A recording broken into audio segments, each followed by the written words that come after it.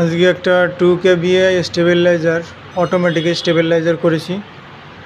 স্টেবিলাইজারটা 20 ampere relay দিয়ে করেছি। 20 ampere রিলেগুলো সব 20 অ্যাম্পিয়ারে আছে, যদিও 15 অ্যাম্পিয়ারে হয়ে যেত তবুও 20 অ্যাম্পিয়ার দিয়ে করেছি যাতে কন্ট্যাক্ট ভালো পায়, কন্ট্যাক্টে কোনো প্রবলেম না আসে, ফ্ল্যাশ না মারে বা কোনো রকম কোনো পরবর্তীতে প্রবলেম ক্রিয়েট না করে, তার জন্যই 20 অ্যাম্পিয়ার করে করেছি।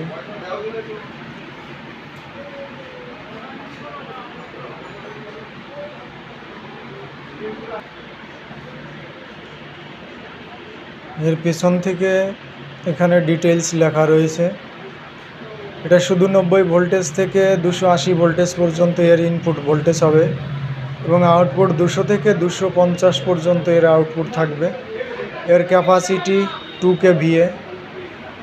এখানে এর লাইন, ইনপুট এবং আউটপুট এবং এখানে নিউট্রাল,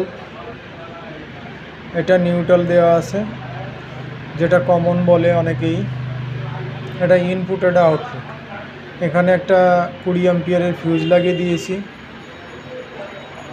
সেফটির জন্য, যদিও না লাগালেও হতো তবুও লাগিয়ে দিয়েছি যাতে বেশি সেফটি থাকে।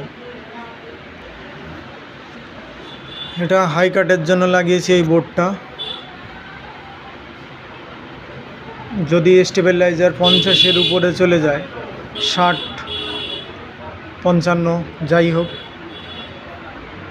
যদি স্টেবিলাইজারের এই কন্ট্রোল কার্ড যদি কখনো কাজ না করে, এটা অপারেশন মিস করে যায়, তাহলে বাড়ির সব ডিভাইসগুলো, ইলেকট্রিক সরঞ্জামগুলো সেফটি দেওয়ার জন্য এই বোর্ডটা লাগিয়েছি।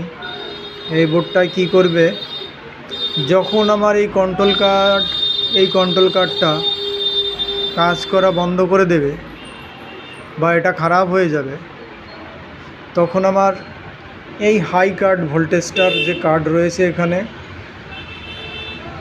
এটা হাই কাট করে দিয়ে, ভোল্টেজ যদি হাই করে তাহলে হাই ভোল্টেজকে অফ করে দিয়ে লাইন ভোল্টেজ, মানে মিটার থেকে যে ভোল্টেজটা, এনার্জি মিটার থেকে যে ভোল্টেজটা আসছে সেই ভোল্টেজটা এই কার্ডটিতে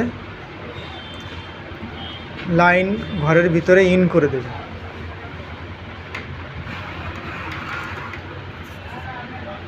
আর এখানে যেগুলো করা হয়েছে সব হেভি কোয়ালিটি করেছে।